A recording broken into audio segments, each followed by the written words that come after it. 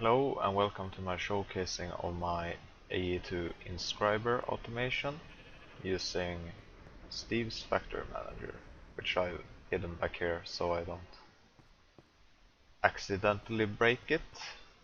You could see the cabling there, so if I enable the camo, here is the wall of 48 inscribers. Regarding automation of inscribers, I assume that most of you have seen this setup. This is very common. You have the different presses in each of these inscribers and you print the complete processor in this last one. This setup has the limitation of you actually not using all of them. Let's say you are printing only logic processors, you would use the silicon one, which I have on the bottom, and the logic one. But these two at the top would never get used, and this one would print the finalized processor. So I wanted to avoid this idle conundrum or whatever. You could see my Soundcraft waypoints are all over there, and what I wanted to achieve was no idle inscribers, well, unless the job is close to finished. And also I wanted it to craft processors in a certain manner which would enable me to start whatever project I wanted to work on earlier. So to achieve that, I sort of have randomized the outcome of what processors I get. Obviously there's some restrictions like AE2.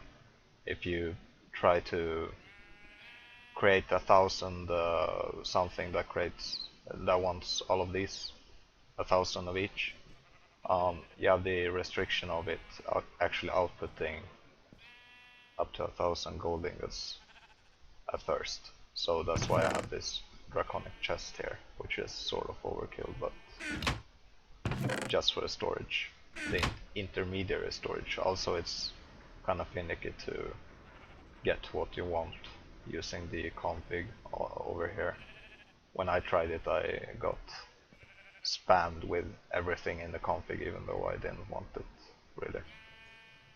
I probably did something wrong there. Anyway, so yeah, that's the setup.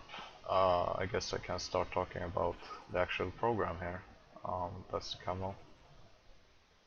So I have two triggers. This one only imports stuff from the draconic chest into the diamond chest, which I use as input to all the crafting. And I've set certain amounts of each item to up to 2 stacks, just to be safe. And hopefully the random part comes from the interface actually being able to output more than only gold, for instance. That's why I have this big inventory, so maybe if it outputs pure certus or diamonds, I get some better randomized things. As you might know, you usually need a ton more logic processors, so with this setup, if everything is ideal, if I get everything into the draconic chest, I will get roughly 50% logic processors and 25%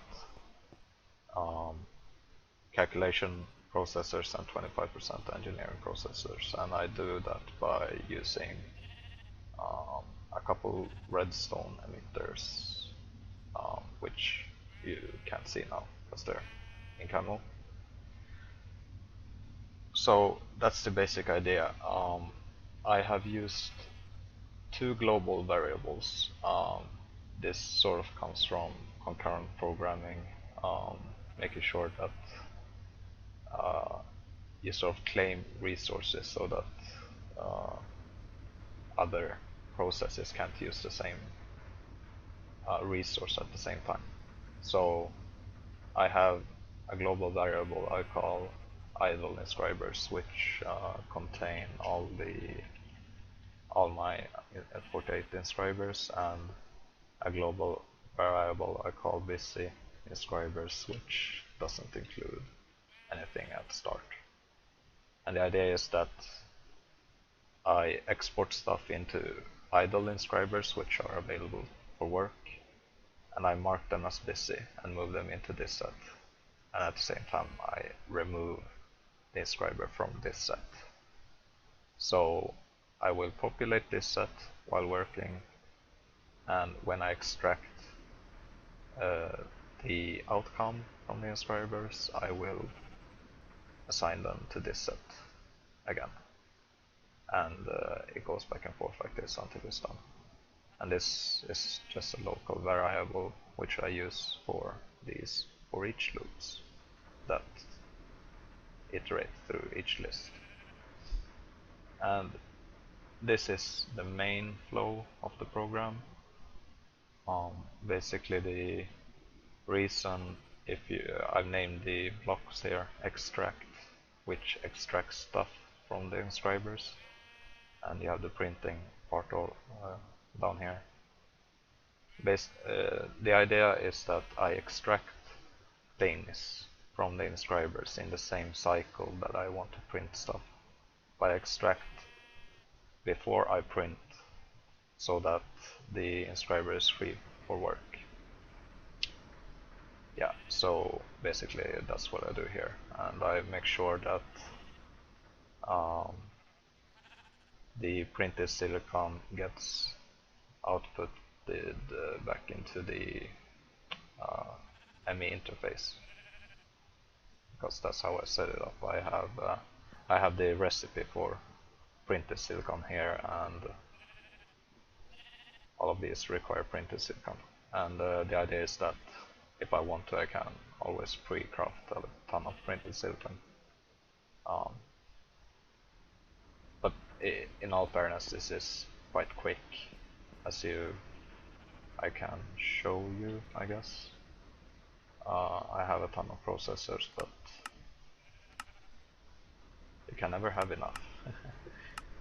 So let's do 1,000 of each, and hopefully you will see some randomization.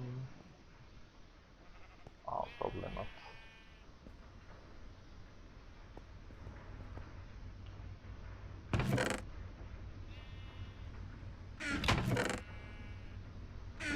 Yeah, it's not outputting fast enough actually into the draconic chest. Well, that's a problem. Now we took logic, so you see that it prints some logic processors even though there's some diamond left. And I wasn't expecting that, actually. Well, it's printing stuff anyway. And you saw some diamonds coming after the logic processors. It's sort of randomized. So yeah, basically this is just outputting stuff to wherever, taking the output from each current inscriber and outputting it to the appropriate slot, like printed silicon, and over here I have the finalized processors being outputted to the ME interface. And over here, since this inscriber has done some type of work, I want to add this inscriber to the idle inscribers and remove it from the busy inscribers. Well, it wasn't in the busy inscribers at first, but when I assigned work to that inscriber, it got assigned to the busy inscriber set, so that's why it was there and not in the idle set. To get what I want from this system, I sort of asked myself in what order I wanted stuff to be made, and I wanted to make sure that the processors got started as soon as possible, the crafting for them. So the only prerequisite I have is that there is some printed silicon in the diamond chest. Doesn't matter how much, but if there is any, I can try to print a processor. So to do that I need redstone, so I just check for redstone in the diamond chest, and I also check for any printed component. If I have both, I remove the current inscriber from the idle inscriber and assign that inscriber to the busy list. And I start crafting a processor. And this might look a little bit convoluted, but in all fairness it isn't, because each sort of block is a copy. Just jumble the order a little bit. So this is my pseudo randomizer thing, and yeah, over here you see that I have a couple redstone conditions going on from the hidden redstone emitters, and yeah, basically I know that each processor needs redstone and printed silicon, so I output them to their appropriate slots in the current inscriber from the chest, obviously, and I start the cycle over here, and I check if the redstone emitter is between 0 and 1 first, and this just, if it is true, I just increase it by 1. So each time I start crafting a processor and enter this cycle, I increase the emitter by 1. And likewise over here. And if it gets to 3, I make sure to reset the emitter.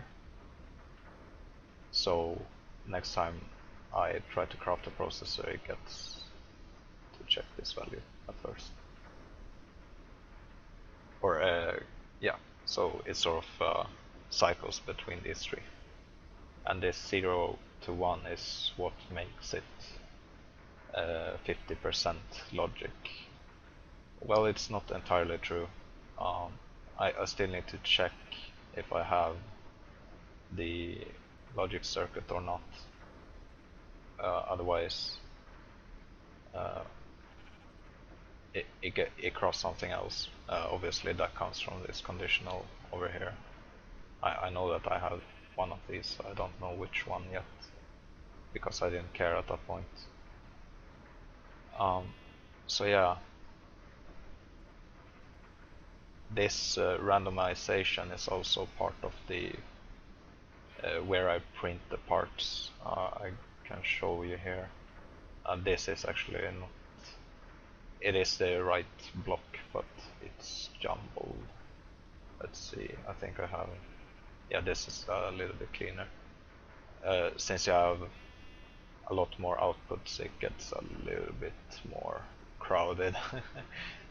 But you see the redstone emitter conditionals over here, and the reset. It's the same idea. Just check for over here gold first, Certus, and then I know it's diamond. If it's 2, I check for Certus first and diamond and last gold. And this is diamond, then gold and last Certus. So yeah, that's for printing a processor, but obviously this was the first conditional that I had. I must have printed silicon. If I didn't have any printed silicon, I will go into this block and I will check that there is silicon available, and I press. I always have a press available, but it's still there. And I claim the inscriber from the idle set and put it into the busy inscriber set.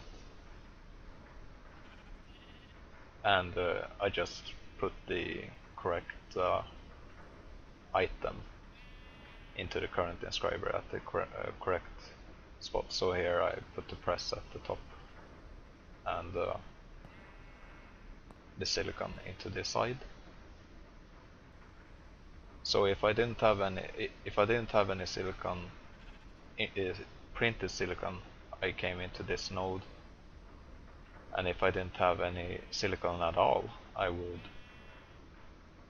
do the print part thing again, just to make sure that my processors are, or my inscribers are always at work when they are able to. So I put 3000 processors. Yeah, I'm not sure if I had the pure Certus or not, or if it has to do with the actually really slow export mechanic. I was hoping it was a lot faster. So this randomization is actually a lot more random with smaller sets of processors. Just so you know, I guess I can show you if I call for crafting. No, I don't want to cancel it. Actually, I can cancel it. This might have some leftover parts, I'm not sure. So if I craft, what am I doing? If I craft 50 of each,